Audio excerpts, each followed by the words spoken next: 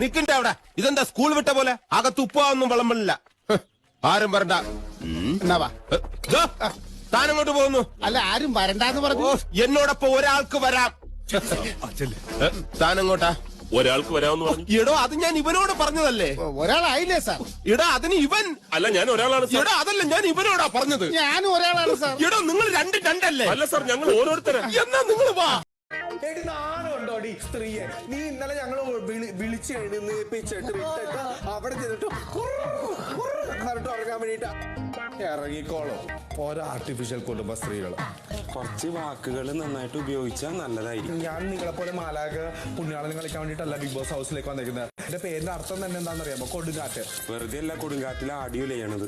നിങ്ങൾക്ക് എന്നെ അറിയാൻ പാടില്ല. എന്റെ സ്വഭാവം മഹാ കച്ചറയാണ്. വാക്കുകൾ ശ്രദ്ധിച്ചില്ലെങ്കിൽ വിവരം അറിയും ചിലപ്പോൾ.